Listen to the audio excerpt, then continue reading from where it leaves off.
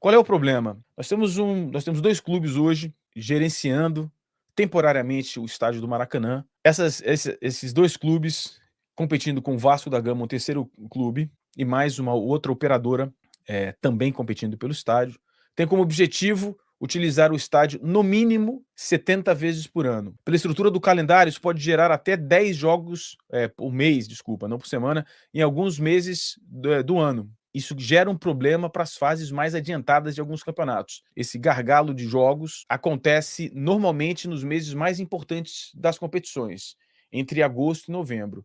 Durante esses meses, é muito comum haver até 10 jogos por mês. É impossível manter a grama em condições ideais. Você pode manter a grama em condição melhor, mas não em condição ideal. Ou seja, esse é um problema que existe. Outros problemas que existem, vocês já conhecem, e eu vou passar rápido nesta parte, é o custo do Maracanã, e é um problema que eu coloco como entre 1 e 5 na escala 3. O custo operacional é muito alto, as demandas e exigências do Estado com relação a datas, o custo de manutenção, os impostos, o total de área construída é uma unidade, é um equipamento urbano muito grande, as exigências do Estado em ajudar, e aí entra nos problemas políticos, que aí entre 1 e 5 eu classifico como 4, há 4 grandes, agora 4, é um ranking de 4, ou seja, problemas muito grandes na esfera política. O edital é muito ruim, o edital é um absurdo.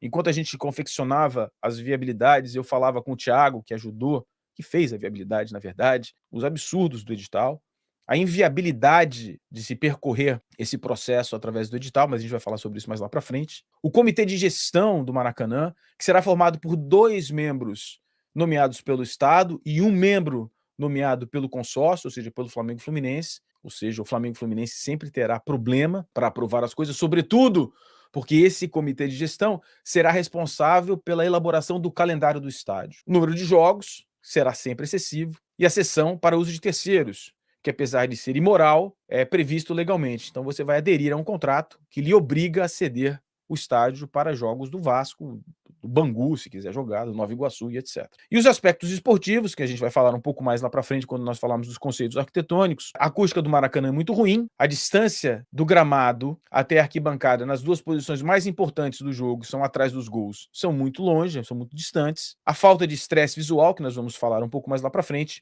e o estádio tende a ser um estádio neutro, que é característica comum nos estádios que seguem o manual da FIFA muito diretamente, muito estreitamente. Por quê? A FIFA estabelece no seu manual que os estádios devem servir para um propósito: apresentar os jogos como se fossem um espetáculo durante as datas das Copas do Mundo. E jogos da FIFA também. É para um espetáculo. Não é para você, torcedor, visitar o estádio e fazer aquilo que o torcedor deve fazer: jogar. O torcedor joga de maneira diferente, joga da arquibancada. Esse estádio é desenhado para fazer com que você não jogue. Essencialmente, esse é o problema do estádio. E essa é a primeira parte, né? Vocês já conhecem bem os problemas. Vocês também conhecem bem o Flamengo. O Flamengo tem a maior média de público do Brasil, o Flamengo tem a maior torcida do Brasil, o Flamengo tem a maior torcida do mundo em um próprio país, tem a maior audiência televisiva da América Latina e tem o 20º maior faturamento do mundo. Ou seja, se existe algum cliente capaz de fazer um estádio por si próprio na América do Sul, esse cliente é o Flamengo, não há outro. Quais são os objetivos? O objetivo, neste momento,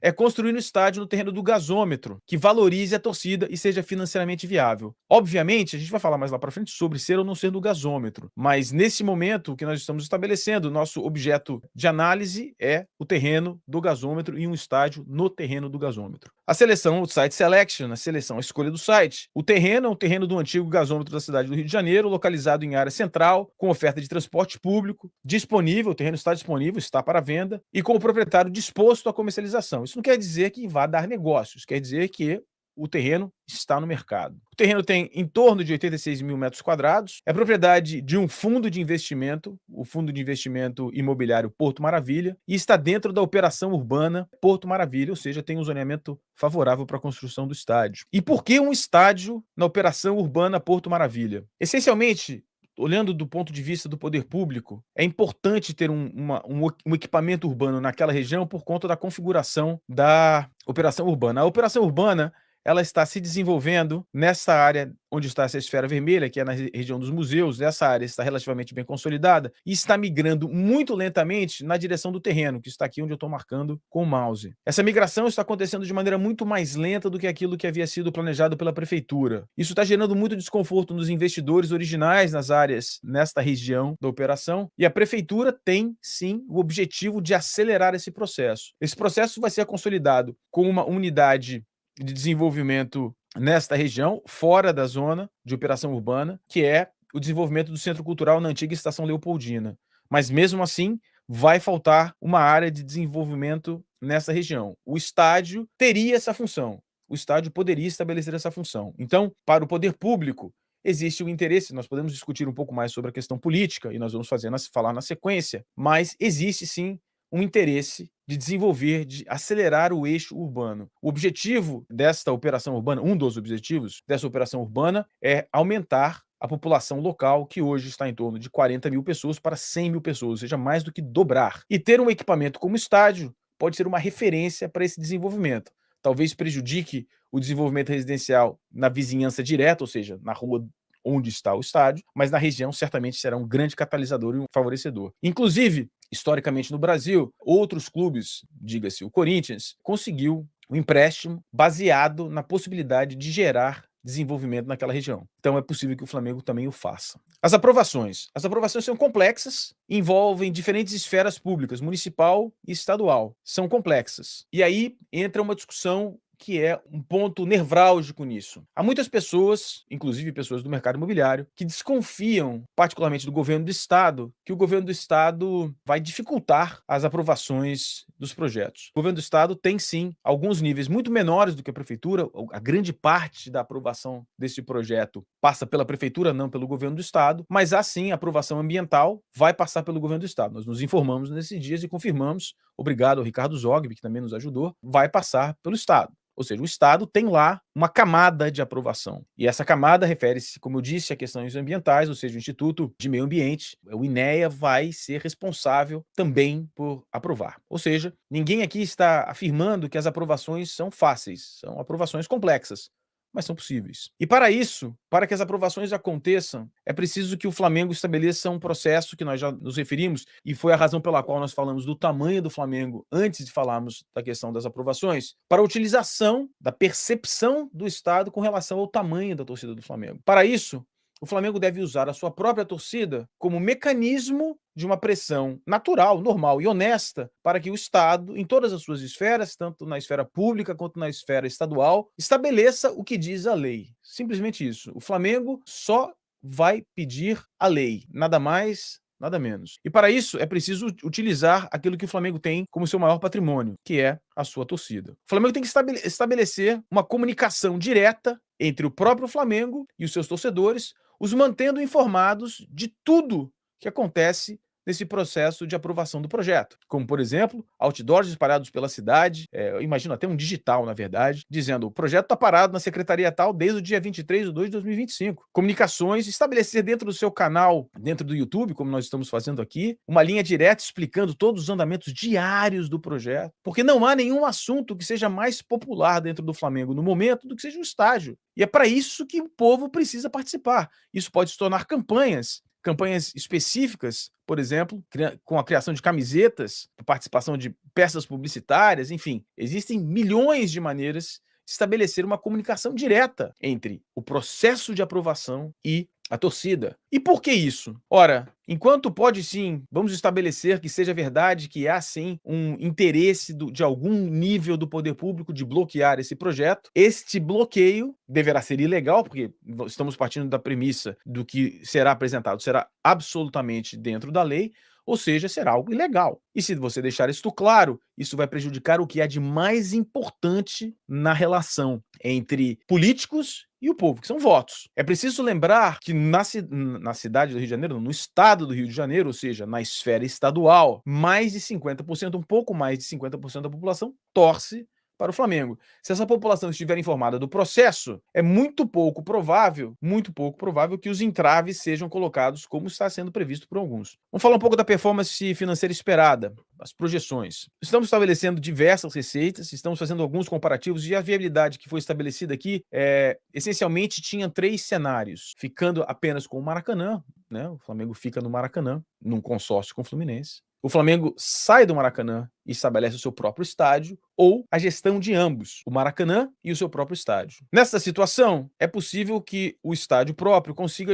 estabelecer até 400 milhões de receitas por ano. E aí você olha essa planilha e você automaticamente tem lá o alerta de shows. Os shows são peça fundamental para a viabilidade do negócio, qualquer negócio. Não apenas para a viabilidade em si, o negócio pode até se sustentar se for muito bem executado, se for um estádio um pouco menor, mais barato, pode até se estabelecer que esse estádio não dê prejuízo, mas se perde muito dinheiro. E quando nós estabelecíamos esses cenários, e esses cenários foram não há informação nesta viabilidade, nesta parte da viabilidade, que tenha sido algo que a gente chutou. Todas as informações têm sim uma origem, e essa origem demorou até muito mais do que aquilo que a gente imaginava. Mas quando a gente começou a discutirmos, eu e o Thiago, e uma pessoa que nos deu informações, parâmetros de outros estádios que também fazem shows, nós chegamos na seguinte situação. Ora, se o Flamengo mantém o seu próprio estádio e o Maracanã, o Flamengo pode sim ter um número muito grande de shows, fazendo uma leitura do que é mais rentável para o clube naquele momento. Opa, eu tenho um show, faço um show no Maracanã, jogo no meu próprio estádio. A gente pode até ceder, alugar o nosso estádio para o Fluminense. Por quê? Porque um show no Maracanã vai gerar uma receita maior. Ou o Flamengo falou, não, pode fazer um show aqui no nosso próprio estádio e a gente joga no Maracanã, dependendo da rentabilidade. Essa é uma análise que pode ser feita, mas o fato ficando nos 2 estádios, criando ou participando de uma empresa de promoção de eventos, como a Walter Torre fez. Lembrando, a Walter Torre era originalmente uma construtora, sequer era uma incorporadora. Os shows, por si só, nós fizemos a viabilidade, pagam o custo do Maracanã. É por isso que existe, dentro desse edital, uma empresa que não está representando time nenhum. Porque todo mundo fala, vai ser elefante branco, vai ser elefante branco. Não vai, é rentável. O Maracanã, do jeito que está, diminuindo o número de jogos e aumentando o número de shows, se torna rentável. Então nós chegamos às seguintes conclusões. Primeiro, a margem operacional do Maracanã comparado com o novo estádio terá uma margem, tem como objetivo, dentro desse estudo que nós estamos apresentando, nós estamos trabalhando com o objetivo de ter uma margem operacional praticamente 50% maior do que a atual do Maracanã. Ou seja, é uma meta estabelecida que a nossa margem operacional vai subir da casa dos 50% para 75%. O que quer dizer isso? Isso quer dizer que o estádio vai ser mais eficiente, vai ter um custo operacional menor. Ou seja, ao invés de você ter uma receita de R$1 milhão de venda de ingressos e ficar só com 300 mil, você vai ficar com 600, 700 mil. É esse o objetivo. O custo anual do Maracanã, contando a outorga, ou seja, estabelecendo que o Flamengo vence essa concorrência, é de 35 milhões.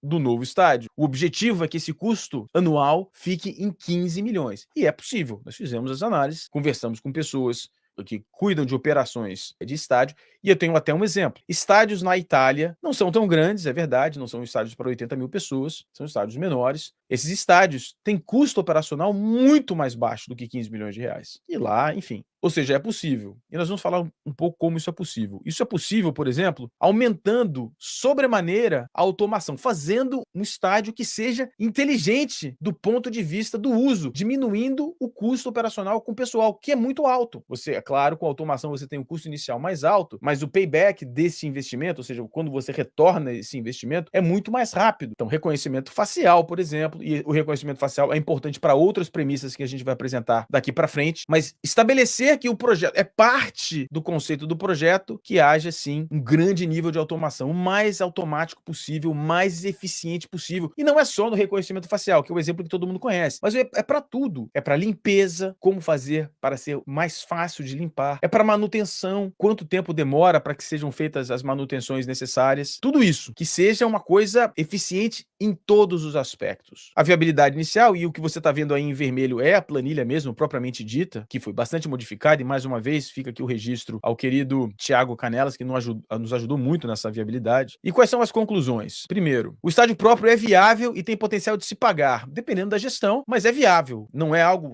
quebrar, não. É viável, é pagável, não vai quebrar o Flamengo, não vai descarrilhar o trem financeiro do Flamengo, nada disso. O estádio competentemente feito é capaz de se pagar. Com o Maracanã e com o estádio próprio, o Flamengo poderá decidir quando cederá o estádio para shows e quando jogará no Maracanã, potencializando o número de shows. Aí tá a grande sacada. Na verdade, operar os dois ao mesmo tempo, desde que aumente-se o número de shows, crie-se uma empresa para aumentar o número de shows, que normalmente deverá ser no Maracanã, tem uma decisão para ser tomada, financeira. Se for no Maracanã, metade da receita vai para o Fluminense. Se for no estádio próprio, o Flamengo fica com toda a receita e pode jogar no Maracanã. Ou o Flamengo pode fazer o seguinte: durante o ano, todos os shows são no Maracanã e todos os jogos são no estádio próprio. Quando não há jogos, no final do ano, os 2 meses, onde de fato acontece o maior número de shows, os shows são feitos no nosso estádio. É uma decisão a ser tomada. Mas o fato é, com 2 aparelhos à disposição, tanto o Maracanã quanto o seu próprio estádio, o Flamengo tem a capacidade de sim conseguir dinheiro com shows. Faz sentido ter os dois. O Flamengo, por ser o Flamengo, tem condição de gerir um negócio rentável e também construir o seu próprio estádio. O Flamengo é o único que tem essa capacidade. Finalmente, um financiamento, a gente imaginou um financiamento de 20 anos, usando o fomento do Banco Nacional de Desenvolvimento. O Flamengo atende todas as exigências desse banco